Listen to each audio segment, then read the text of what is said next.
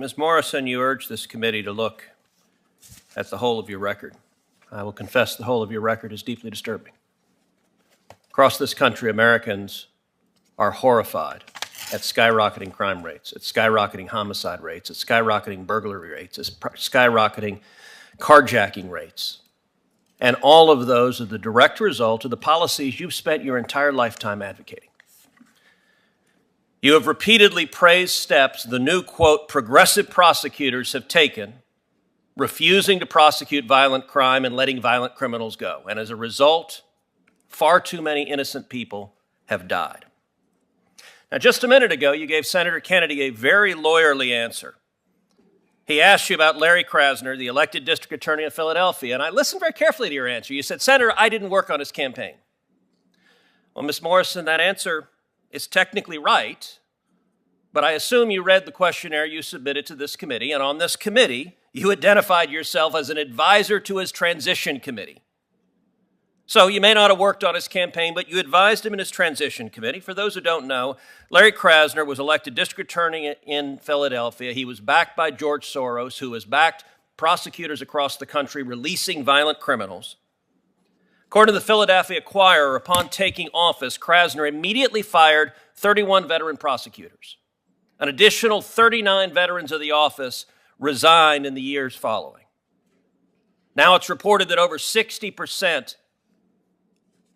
of the office consists of less experienced junior attorneys with less than 4 years' experience. Ms. Morrison, is Philadelphia today more safe or less safe than when Mr. Krasner became district attorney? Thank you, Senator, for that question. And I apologize if my answer to Senator Kennedy's question was in any way misleading. I certainly did serve as an advisor to District Attorney Krasner. Okay, good. Let's talk about, is Philadelphia more safe today than it was before he was elected? The issue on which I worked specifically... I have a specific question. Is Philadelphia more safe today than when he was elected? Senator, respectfully, I have not... That's a yes or no? I do not consider myself an expert on crime statistics. You have no view? Safety. On Philadelphia, I can certainly talk about the cases that I've worked on in Philadelphia. So you advised this transition team. Let me ask you, when you were advising him on his, and by the way, is the murder rate today in Philadelphia higher or lower than when Mr. Krasner was elected? Senator, I do not know because I have not studied those statistics. So you were part of the transition team but didn't really care about the results. Well, let me answer it for you. When Mr. Krasner became district attorney, there were 315 homicides citywide. How many do you think there are this past year? I know the murder rate is up nationally, Senator, but I'm not familiar with the specifics. It went from 315 to 562, almost twice the 2017 number, the highest in over 60 years.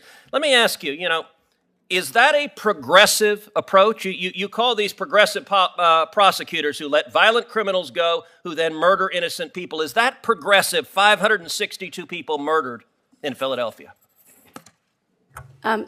Senator, I take a strong interest in the successful prosecution of murder cases because... Okay, I actually don't believe your record reflects that, so let's look elsewhere, because you actually make a business of supporting these soft-on-crime prosecutors that release violent criminals. You also were on the transition committee for Los Angeles District Attorney George Gascon, who came to office in 2020. Like Krasner, like other Soros DAs, they come in to let violent criminals go, and they do it. And those violent criminals murder innocent people. Do you have any idea what the murder rate was in Los Angeles County in 2021? Senator, again, I'm aware in the wake of the COVID pandemic, the murder rate is up nationally, and I don't know the specifics. So you serve on transition teams for DAs, but you're not concerned with the murder rate. Well, it was 397 murders in 2021.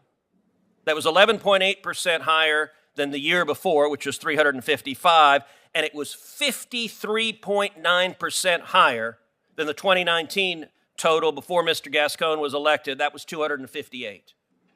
Why is it that you keep being part of the transition team, helping advise district attorneys on how to release violent criminals, and you're the head of the Innocence Project? And the Innocence Project actually does good work for people who are wrongfully convicted. They should be released.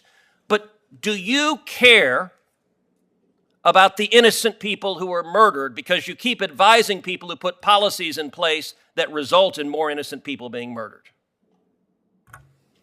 I see the time is up, but I'm happy to answer the senator's question if the chair will permit. Senator Cruz, I have worked for 20 years on cases involving some of the most horrific crimes imaginable, murders and rapes. Some of my own clients were murder victims' family members. They lost their loved ones and were wrongly convicted of killing them. And much of the work that I have done with DNA and other evidence has helped identify— Ms. Morrison, you're not answering my question. Why do you keep advising radical district attorneys who let violent criminals go and result in homicide rates skyrocketing? Do you care about the innocent people being killed because of the policies you're implementing? Absolutely, Senator. And to clarify, my role in those transition committees were only on the issue of what's called conviction integrity, not the front-end prosecution policies, but on the review of old cases. That is the limited capacity on which I worked. I played no role in formulating the front-end policies, but it is because when the wrong person is convicted of murder, the person who's actually committed the crime isn't brought to justice that I think the work connects. Sadly, your nomination is part of a pattern from this administration, and Democrats in the Senate, if they follow their pattern, will vote to convict yet another judge who will let more violent criminals go. Mr. Chairman, may I ask you a question? Of course, Senator